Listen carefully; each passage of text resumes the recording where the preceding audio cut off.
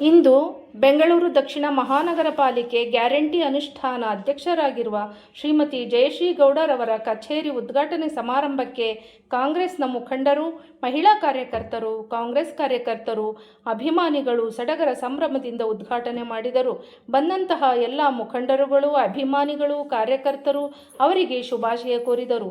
ಈ ಸಂದರ್ಭದಲ್ಲಿ ಜಯಶ್ರೀ ಗೌಡರವರು ನಮ್ಮ ಸುದ್ದಿವಾಹಿನಿಯೊಂದಿಗೆ ಮಾತನಾಡಿ, ಸರ್ಕಾರವು ಮಹಿಳೆಯರಿಗಾಗಿ ಮಾಡಿರುವ ಗ್ಯಾರಂಟಿ ಯೋಜನೆಗಳನ್ನು ಪ್ರತಿಯೊಬ್ಬ ಮಹಿಳೆಯ ಮನೆಯ ಬಾಗಿಲಿಗೆ ತಲುಪಿಸುವ ಜವಾಬ್ದಾರಿ ನನ್ನದು ಎಂದು ಹೆಮ್ಮೆಯಿಂದ ಹೇಳಿಕೊಂಡರು. ಮಹಿಳೆಯರ ಅಭಿವೃದ್ಧಿಗಾಗಿ ನಾನು ಸದಾ ಅವರೊಂದಿಗೆ ಇರುತ್ತೇನೆಂದು ಈ ಸಂದರ್ಭದಲ್ಲಿ ಹೇಳಿದರು.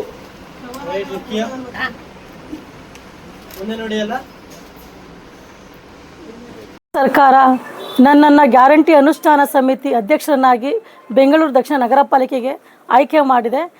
ಅದಕ್ಕೋಸ್ಕರ ನಾನು ನಮ್ಮ ಮಾಜಿ ಮುಖ್ಯಮಂತ್ರಿಗಳಾದ ಸಿದ್ದರಾಮಯ್ಯ ಸಾಹೇಬರಿಗೆ ಈ ಮೂಲಕ ಧನ್ಯವಾದ ಹೇಳಲಿಕ್ಕೆ ಬಯಸ್ತೀನಿ. ಅದೇ ರೀತಿ ನಮ್ಮ ಡಿ.ಕೆ. ಶಿವಕುಮಾರ್ ಸಾಹೇಬರು ಮುಖ್ಯಮಂತ್ರಿಗಳು, ಅವ್ರಿಗೂ ಕೂಡ ಧನ್ಯವಾದ ಹೇಳಲಿಕ್ಕೆ ಬಯಸ್ತೀನಿ. ಅದೇ ರೀತಿಯಾಗಿ ನನ್ನ ರಾಜಕೀಯ ಗುರುಗಳು, ನನ್ನ ಎಲ್ಲ ರಾಜಕೀಯದಲ್ಲಿ ಹೇಳು ಬೀಳುಗಳನ್ನು ನೋಡ್ತಾ ನನ್ನನ್ನು ಇಲ್ಲಿವರೆಗೂ ಬೆಳೆಸಿದಂಥ ನನ್ನ ರಾಜಕೀಯ ಗುರುಗಳಾದ ರಾಮಲಿಂಗಾರೆಡ್ಡಿ ಸಾಹೇಬ್ರಿಗೂ ಕೂಡ ನಾನು ಈ ಮೂಲಕ ಧನ್ಯವಾದ ಹೇಳಲಿಕ್ಕೆ ಬಯಸ್ತೀನಿ.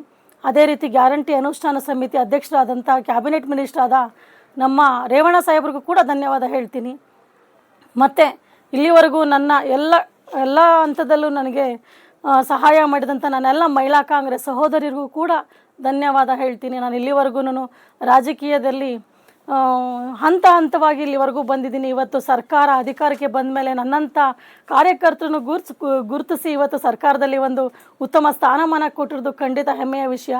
ಹಾಗಾಗಿ ಏನು 5 ಗ್ಯಾರಂಟಿಗಳು ಮತ್ತು 6ನೇ ಗ್ಯಾರಂಟಿ ಇದೆ, ಖಂಡಿತ ನಮ್ಮ ಬೆಂಗಳೂರು ದಕ್ಷಿಣ 72 ವಾರ್ಡ್ಗಳಲ್ಲೂ ಕೂಡ ನಾವು ತಲುಪಿಸುವಂಥ ಕೆಲಸನ ಜವಾಬ್ದಾರಿಯಿಂದ ಮಾಡ್ತೀವಿ ಅಂತ ಹೇಳ್ತಾ ನನಗೆ ಅವಕಾಶ ಕೊಟ್ಟ ಎಲ್ಲ ನನ್ನ ನಾಯಕರುಗಳಿಗೆ ಧನ್ಯವಾದ ಹೇಳ್ತೀನಿ. ಯಾಕೆ ಅಂತ ಹೇಳಿದ್ರೆ ತುಂಬ BPL ಕಾರ್ಡ್ ಹೋಲ್ಡರ್ಸ್ಗೆ ತುಂಬ ಜನಕ್ಕೆ ಬರ್ತಾ ಇಲ್ಲ. ಎಷ್ಟೋ ಜನ ಫಲಾನುಭವಿಗಳು ನಿಷ್ಠಾವಂತ ಪ್ರಾಮಾಣಿಕ ಫಲಾನುಭವಿಗಳಿಗೆ ತಲುಪುವಂಥ ಕೆಲಸನ ಮಾಡಬೇಕಾಗಿದೆ. ಈಗ ಯಾರಿಗೆ ಅವಶ್ಯಕತೆ ಇಲ್ಲ ಅವರು ತಗೊಳ್ತಿದ್ದಾರೆ. ಯಾಕೆಂದರೆ ತುಂಬ ಜನ ತೀರ್ಕೊಂಡಿರುವಂಥ ಮಹಿಳೆಯರಿಗೂ ಕೂಡ ನಮ್ಮ ಗೃಹಲಕ್ಷ್ಮಿ ಹೋಗ್ತಿದೆ. ಹಾಗಾಗಿ ಅದನ್ನು ರೀಶಫಲ್ ಮಾಡಿರುವಂಥ ಈಗಿನ ಮುಖ್ಯಮಂತ್ರಿಗಳಾದ ಡಿ.ಕೆ. ಶಿವಕುಮಾರ್ ಸಾಹೇಬರು ಅದನ್ನು ಒಂದು ಒಳ್ಳೆ ಕೆಲಸ ಮಾಡ್ತಾರೆ. ನಿಜವಾದ ಫಲಾನುಭವಿಗಳಿಗೆ ನೀವು ತಲುಪಿಸ್ಬೇಕು ಅಂತ ಹೇಳಿ ನಮಗೇನು ಆದೇಶ ಕೊಟ್ಟಿದ್ದಾರೆ. ಹಾಗಾಗಿ ನನ್ನ 14 ಜನರ ಸದಸ್ಯರೊಂದಿಗೆ ನಾನು ಒಂದು ಉತ್ತಮ ತಂಡವನ್ನು ಕಟ್ಕೊಂಡಿದ್ದೀವಿ. ಹಾಗಾಗಿ 72 ವಾರ್ಡ್ಗಳಲ್ಲೂ ಕೂಡ ನಾವು ನಮ್ಮ 5 ಗ್ಯಾರಂಟಿಗಳನ್ನು ತಲುಪಿಸಿ ನಮ್ಮ ಸರ್ಕಾರದ ಹೆಸರನ್ನ ಉಳಿಸ್ತೀವಿ. ನನ್ನನ್ನು ನಂಬಿ ಇಲ್ಲಿ ಕೂರಿಸಿರುವಂಥ ಎಲ್ಲ ನನ್ನ ನಾಯಕರುಗಳಿಗೆ ಖಂಡಿತ ನಾನು ಆ ಒಂದು ಜವಾಬ್ದಾರಿಯನ್ನು ಏನು ಜವಾಬ್ದಾರಿಯುತ ಕೆಲಸವನ್ನು ಮಾಡಿ ನಾನು ಅವ್ರಿಗೆ ಖಂಡಿತ ನನ್ನ ಪ್ರಾಮಾಣಿಕತೆಯನ್ನು ತೋರಿಸ್ತೀನಿ ಅಂತ ಹೇಳ್ತೀನಿ. ಮತ್ತು ಈಗ ತುಂಬ ಜನ ಶಕ್ತಿ ಯೋಜನೆನ ಉಪಯೋಗಿಸ್ಕೊಂಡು ಮಹಿಳೆಯರು ಎಷ್ಟೋ ಜನ ತುಂಬ ಸಂತೋಷ ಪಡ್ತಾರೆ. ನನ್ನ ಹತ್ರನೇ ಹೇಳ್ತಿರ್ತಾರೆ, ನಾವೆಲ್ಲರೂ ಹೋಗ್ಬೇಕಂತ ಹೇಳಿದಾಗ ಧರ್ಮಸ್ಥಳ, ಉಡುಪಿ ಎಷ್ಟೋ ಜನ ಮಹಿಳೆಯರು ನನಗೆ ಸಿಕ್ಕಿದಾಗ ನಾವು ದೇವಸ್ಥಾನಗಳಿಗೆ ಬರಬೇಕು ಅಂದ್ಕೊಂಡಿದ್ವಿ, ನಾವು ಲೆಕ್ಕಾಚಾರ ಹಾಕ್ಕೊಂಡು ಬದುಕುವಂಥ ಹೆಣ್ಮಕ್ಳುಗಳು ಇಲ್ಲಿವರೆಗೂ ಬಸ್ ಪೇರ್ ಕಟ್ಟಿ ನಾವು ಬರಲಿಕ್ಕೆ ಆಗ್ತಿರ್ಲಿಲ್ಲ.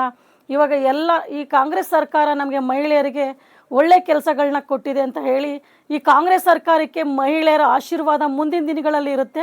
ಹಾಗಾಗಿ 2028ಕ್ಕೆ ಮತ್ತು GB ಎಲೆಕ್ಷನ್ ಆಗಿರ್ಬೋದು, ಗ್ರಾಮ ಪಂಚಾಯತಿ ಎಲೆಕ್ಷನ್ ಆಗಿರ್ಬೋದು, ಮತ್ತು ತಾಲೂಕ್ ಪಂಚಾಯತಿ ಮತ್ತು ಜಿಲ್ಲಾ ಪಂಚಾಯತಿ ಎಲೆಕ್ಷನ್ಗಳಲ್ಲಿ ಮುಂದಿನ ದಿನಗಳಲ್ಲಿ ಮಹಿಳೆಯರು ಕಾಂಗ್ರೆಸ್ ಸರ್ಕಾರದ ಪರವಾಗಿ ಇರ್ತಾರೆ ಅಂತ ನನಗೆ ನಂಬಿಕೆ ಇದೆ. ನಾನು ಮಹಿಳೆಯರ ಜೊತೆ ಯಾವಾಗಲೂ ನಾನು ತುಂಬ ಹತ್ತಿರದಿಂದ ಕೋಆರ್ಡಿನೇಟ್ ಮಾಡೋದ್ರಿಂದ ಅವರು ಎಲ್ಲ ನನಗೆ ಕಷ್ಟ ಸುಖನ ಹೇಳ್ತಿರ್ತಾರೆ. ಮತ್ತು ಯಾರಿಗೆ ಗೃಹಲಕ್ಷ್ಮಿ ಬರ್ತಿಲ್ಲ ಅವ್ರುಗಳಿಗೆ ನಾವು ತಲುಪಿಸುವಂಥ ಕೆಲಸನ ಮಾಡ್ತೀವಿ ಅಂತ ನಾನು ಈ ಮೂಲಕ ತಿಳಿಸ್ತೀನಿ. ಮತ್ತು ಈಗ ಗೃಹ ಜ್ಯೋತಿನಲ್ಲಿ ನಮಗೆ ಹೊಸದಾಗಿ ಫಾರ್ಮ್ ಫಿಲ್ ಮಾಡಬೇಕು ಅನ್ನೋ ಒಂದು ಆದೇಶ ಹೊರಡಿಸಿದೆ ಸರ್ಕಾರ.